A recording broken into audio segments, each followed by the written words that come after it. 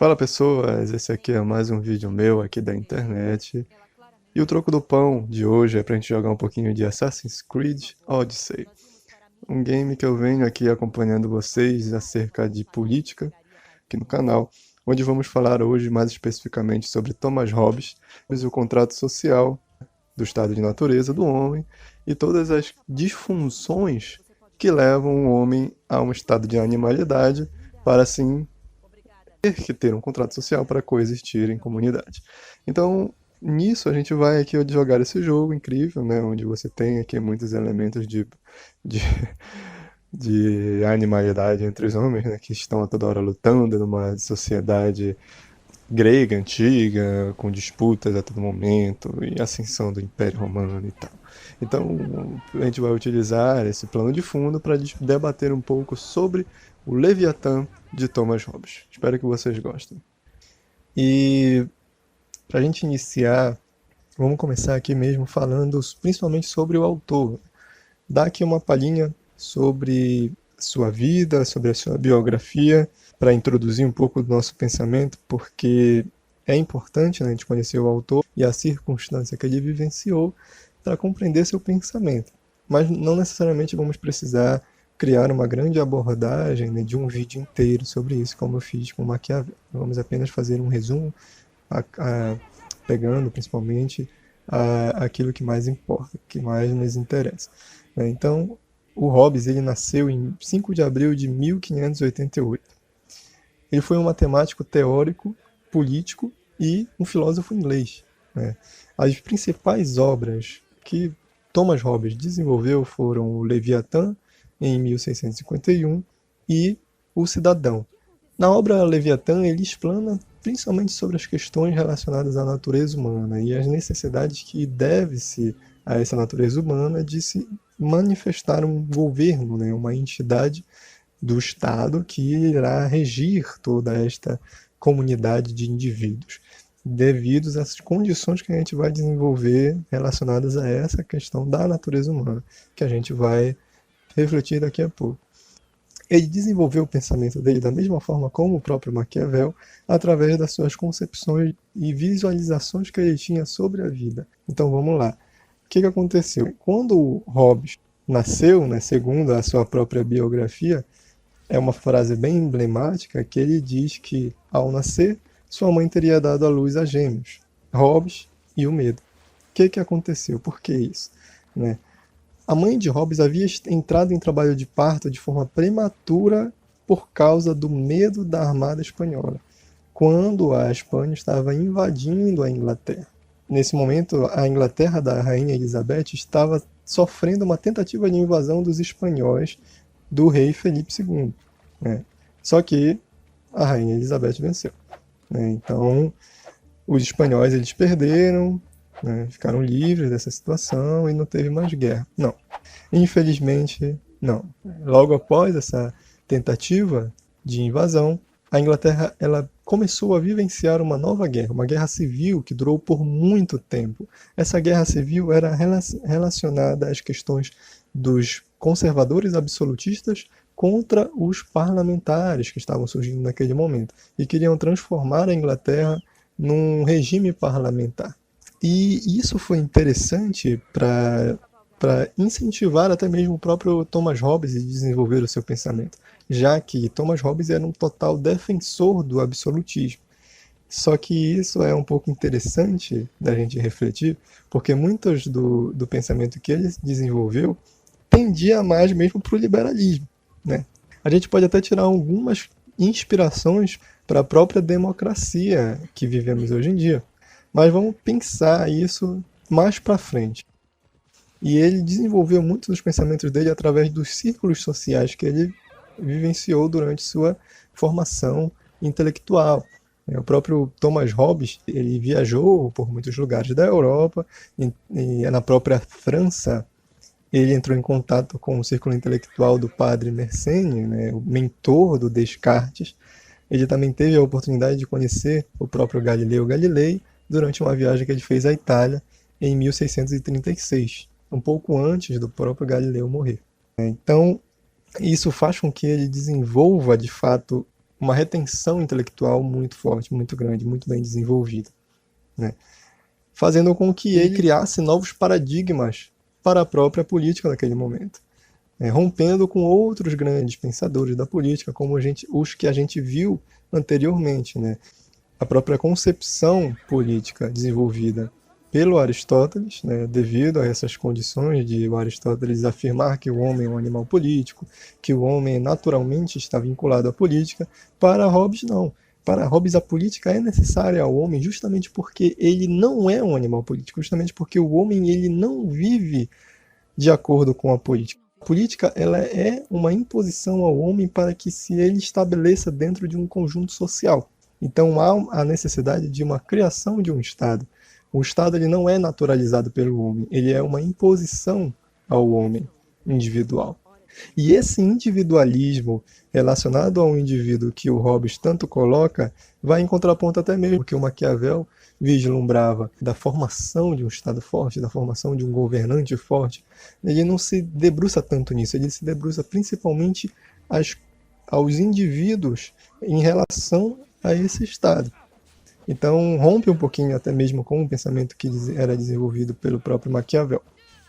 E algumas outras curiosidades que a gente pode seguir aqui é que o Thomas Hobbes ele tinha uma rixa um pouco interessante com relação aos grandes religiosos da época. Na verdade, todos praticamente eram grandes religiosos, né? Então, a gente pode citar aqui os membros da Royal Society, que eles criticavam muito as contribuições que Hobbes colocava perante as questões do seu pensamento, que se destituía completamente da Bíblia e das condições relacionadas ao cristianismo, né?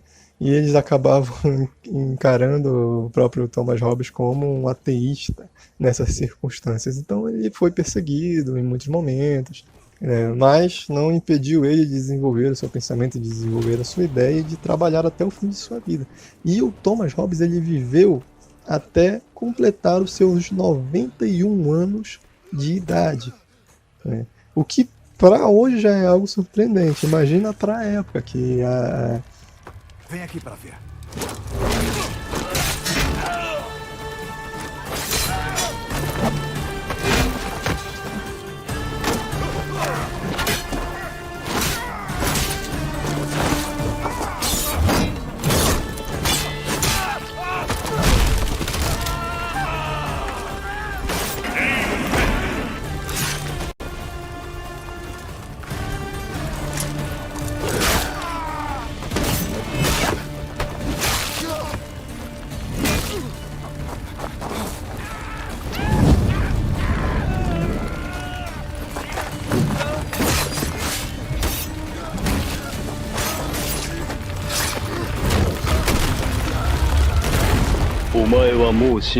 NANI?!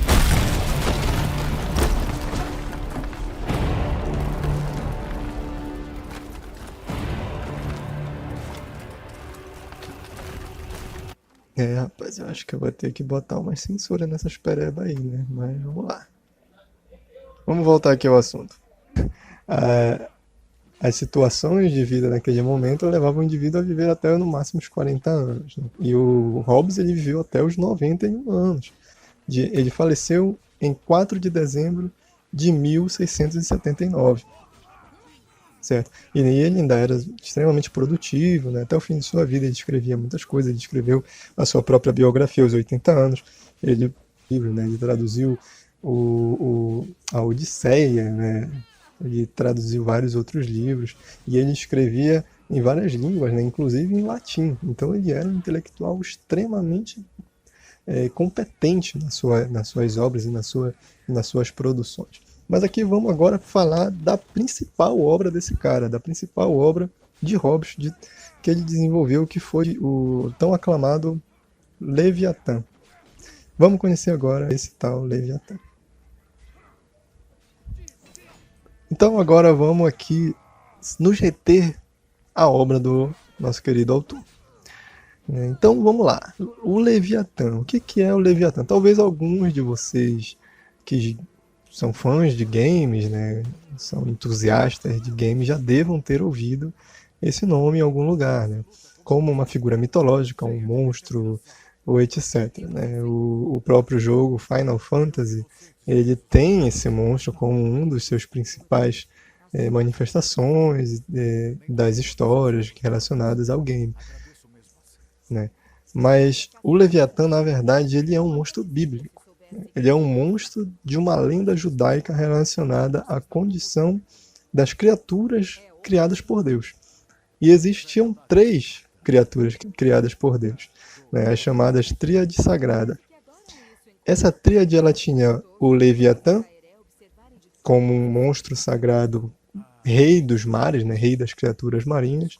Você tinha o Behemoth, né, que seria um monstro criado para proteção da terra, né, da superfície terrestre, e o Ziz, né, que seria um monstro criado para a proteção das criaturas que voam, né, das aves e assim por diante.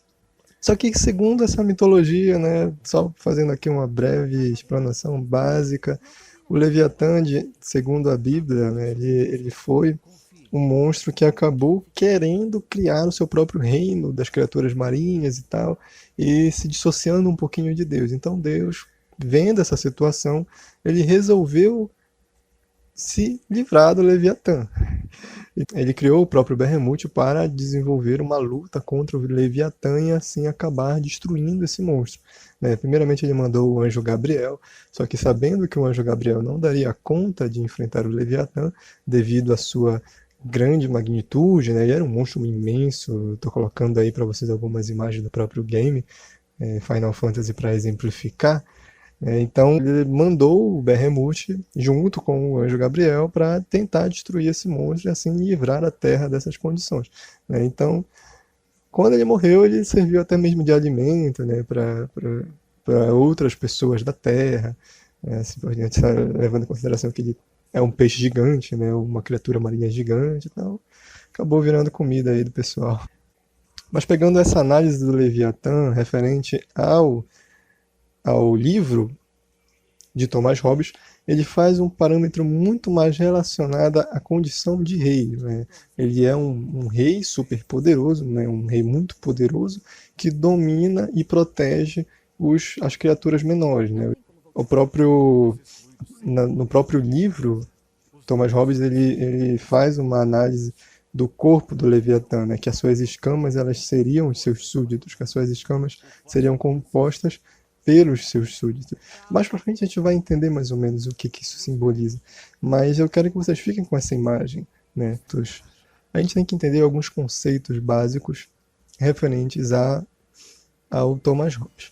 O primeiro deles é a questão do justnaturalismo. O justnaturalismo ele parte do princípio de que há uma lei natural, a lei da natureza. Né? Nesse princípio, todo ser humano é contemplado por uma lei natural, que o permite fazer o que ele quiser, certo? E por querer fazer o que ele quiser, né, o ser humano acaba se envolvendo em conflitos. E essa situação é descrita como estado de natureza. E o estado de natureza é o segundo ponto interessante que a gente deve fazer uma menção. Né? Na verdade, o estado de natureza é o principal elemento aqui que a gente tem que mencionar. É um estado fictício, né? Fica na concepção da linha de pensamento, né? Naquele campo das ideias criadas pelos filósofos para explicar, exemplificar uma realidade. Né? Então, o estado de natureza ele seria o momento onde os homens eles vivem de certa forma livre de qualquer tipo de amarra, livre de qualquer tipo de lei, de ordem, de submissão. Eles são homens que simplesmente têm a possibilidade de fazer o que eles bem entendem. Esse seria o estado de natureza, certo? Para Hobbes, o homem, no estado de natureza, ele é o homem tipo que luta pela sua própria sobrevivência. Ele é um homem individualista. Ele é um homem que apenas quer atender às suas necessidades e às suas condições de vida que ele mesmo constrói, que ele desenvolve. Né? E percebendo essa condição, né, que a gente já pega logo aquela frase mais clássica do Thomas Hobbes, né, que é o homem é o lobo do homem. Porque ele diz que o homem por ser um homem individualista e que quer alcançar as suas necessidades, ele acaba atacando a qualquer outro homem para atingir os seus objetivos, né? E o que justifica isso tudo é justamente o medo, né? A gente iniciou o nosso vídeo falando de medo e agora a gente já está retomando o medo novamente, porque ele diz que o homem ele tem medo de perder aquilo que lhe pertence, ele tem medo de perder aquilo que ele ama, ele tem medo de perder aquilo que ele construiu. E por conta disso, ele é capaz de fazer qualquer coisa, inclusive de atacar outros homens, né? Então seria o estado de natureza para Thomas Hobbes seria o estado de animalidade do homem, seria um estado onde um homem ele não age com razão, seria o estado onde um homem ele não age com um sentimento recíproco com outros homens, né? O que justifica alguns de interpretarem que o homem, para Thomas Hobbes, ele é um homem mau. Na verdade, é muito complicado você falar que o homem, no estado de natureza, para Thomas Hobbes, é um homem mau.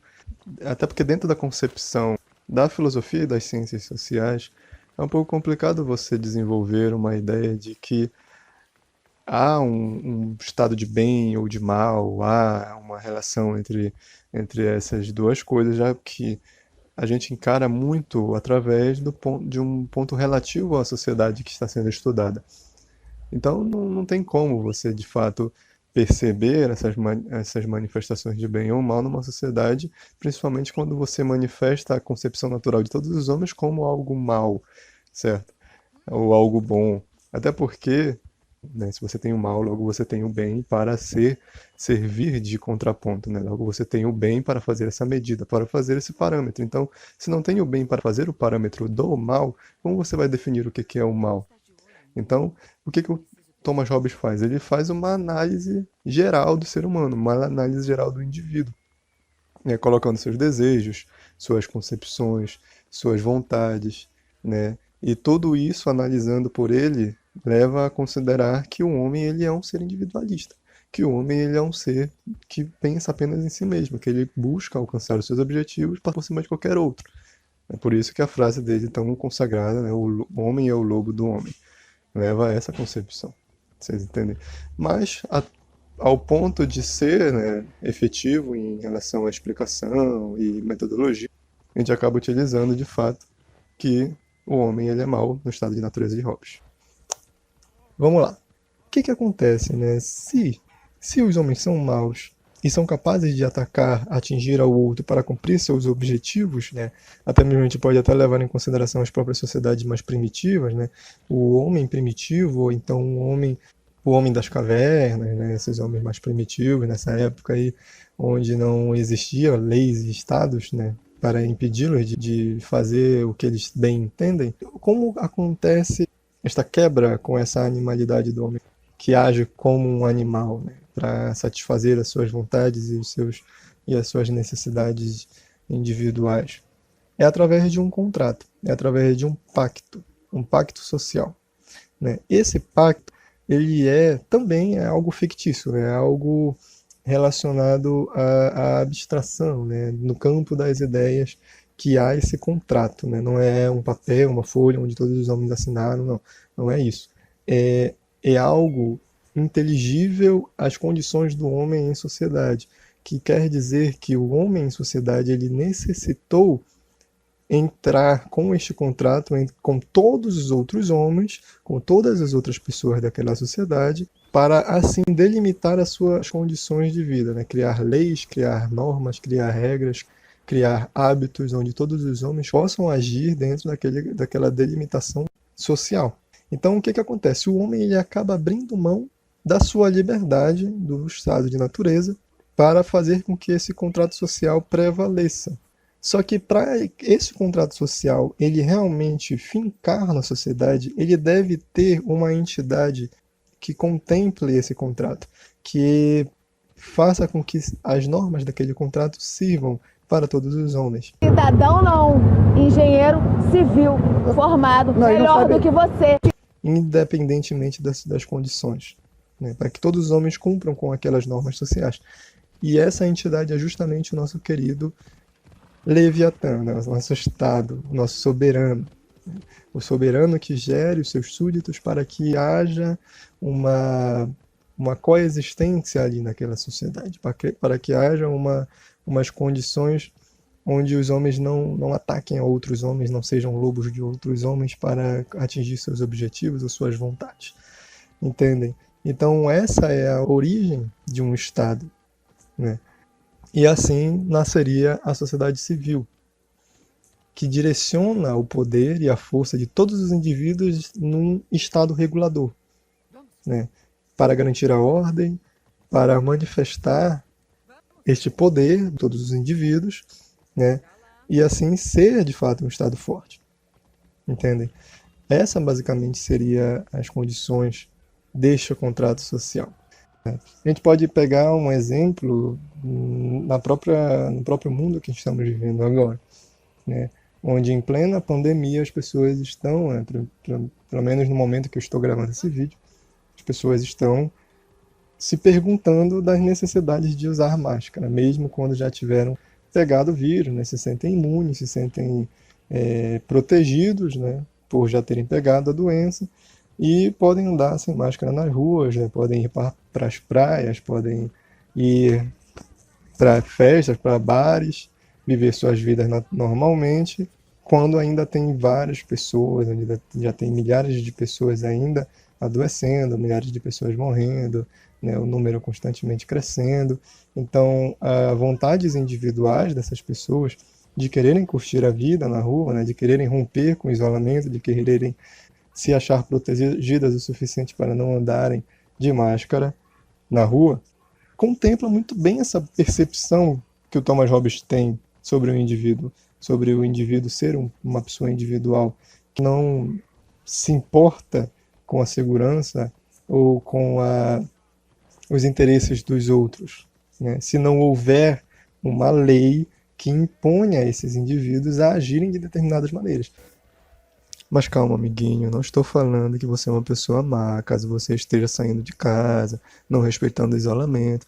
Não, não é bem assim, né? Até porque a gente já conversou sobre isso e Hobbes ele não mexe muito com essa questão do bem ou mal, né? Até porque isso se faz muita menção à questão da moralidade. E a construção da moralidade, ela age de acordo com a coerção social. Mas assim, perceba que neste caso nós estamos falando de indivíduos desvinculados de qualquer tipo de sociedade, portanto desvinculados de valores morais. Então, eu estou apenas utilizando esse elemento como uma condição de explicação, né? Então, sei lá, se você faz parte desse grupo, eu estou apenas te usando para exemplificar essa condição. Espero que você não se sinta ofendido. E é nisso que ele vai desenvolver a segunda parte do livro, né? Que ele fala sobre o Estado. Certo? E é por isso que faz menção novamente a esta condição de representação do Leviatã, né? Como eu disse para vocês, né? O Leviatã do Hobbes ele seria aquele monstro composto onde as suas escamas seriam os seus súditos, né? Seria o rei, onde todas as suas escamas, toda a sua força, toda a sua grandiosidade seria composta pelos seus súditos, porque os seus súditos eles seriam aqueles que entregaram a sua liberdade ao soberano, né, para que o soberano ele manifeste, né, ele garanta a ordem social de todas aquelas pessoas, de todos os súditos. Então, nesse momento, o homem para de ser livre. Ele rompe com o seu estado de natureza, certo? Ele rompe com o justnaturalismo. Ele rompe com a lei natural para se firmar a um contrato social. Mas se a gente perceber essas características de condições que ele coloca em referente aos homens entregarem a sua liberdade a um soberano ou a um representante político, né, assim por dizer, a gente percebe que essa entrega da liberdade, na verdade, seria basicamente o seu voto, né? Se a gente for fazer um parâmetro com a nossa realidade, com o mundo que nós vivemos agora, a gente percebe que o momento onde nós somos livres, de fato, o momento que nós somos livres é o momento onde nós iremos votar naquele ou naquela que irá representar o poder de todos diante do Estado. Ou seja, as eleições de algum poder executivo, legislativo, o que for, ela é um momento ápice da liberdade do indivíduo político. É nesse momento que você vai entregar a sua liberdade para alguém que vai decidir para onde a sociedade vai, quais são as leis que vão vigorar, quais são as regras que vão ser administradas daqui por diante. Mas eu peço a atenção de vocês nesse momento, muito cuidado nessa hora. Porque assim, apesar de existir uma lógica acerca desta percepção de democracia representativa nos conceitos contratualistas, isso não se deve confundir de forma alguma aos pensamentos de Thomas Hobbes. Ele, como defensor do absolutismo, percebe que a individualidade dos homens faz com que eles tenham que depositar sua liberdade na figura do soberano. Isso quer dizer que o soberano será detentor de toda essa liberdade. Será o juiz, o executor, o legislador, todas as manifestações de poder estão direcionadas a esse soberano, tendo ele total controle dos seus súditos. Certo? Então não confundam essa ideia de representatividade que nós temos hoje na nossa democracia com o conceito hobbesiano. Pois ele foi um precursor, talvez, dessas ideias. E podemos muito bem fazer uma análise disso tudo relacionando ao nosso momento cotidiano. Outra concepção que não podemos esquecer é que o soberano ele deve ter capacidade de manter o contrato social vigorando de forma inabalável. Caso o pacto seja rompido pela inépcia deste governante, ele deve ser destituído do poder. E assim os homens devem buscar um novo contrato em uma nova entidade que assegure esse pacto social de maneira efetiva. Então, um governante ele deve ter a responsabilidade de assegurar o pacto social, assim como ele deve ser um bom governante para manter esse pacto, manter os homens em ordem, manter a sociedade em ordem. Senão, ele é destituído do seu poder, mesmo que seja, nas condições das quais o Hobbes mesmo declara. O Hobbes afirma também que o poder dos monarcas absolutistas ou soberanos provém do poder a partir do contrato social, ou seja, provém do poder do povo. O que quer dizer que o poder vinculado a um eleito de Deus não é discutido por Hobbes mais nesse momento. Sendo assim, aquilo que legitimaria o poder dos reis naquele momento, com a visão do Thomas Hobbes, não cabe ao discurso que ele apresenta aqui. Ele diz que o que legitima esse poder não é Deus, e sim os homens. Justamente por essa razão, ele passa a ser visto como um herege, ateísta, e até perseguido por conta disso. Isso leva até a gente a refletir o início da concepção entre a separação do poder político das relações de religiosidade, do poder de Deus e do poder manifestado por uma entidade mística ou endeusificada. Mas apesar dele ter tido toda essa perseguição, o Hobbes ele teve uma boa vida e até mesmo uma morte tranquila. Ele não foi queimado na fogueira como muitos outros naquele momento.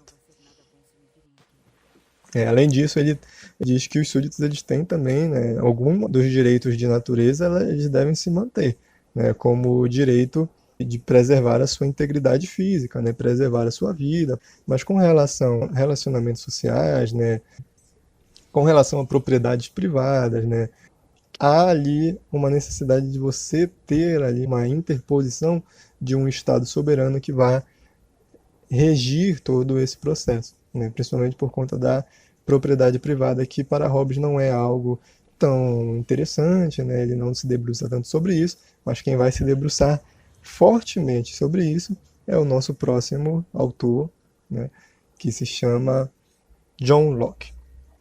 Então, pessoal, a gente fica por aqui. Peço que vocês o like, se possível, compartilhem o vídeo, para que a gente tenha mais pessoas fortalecendo aqui o nosso trabalho, nossas aulas. E me digam aí o que vocês acham dessa ideia, o que vocês pensam sobre isso, se vocês já leram o livro, se já ouviram falar dessa percepção.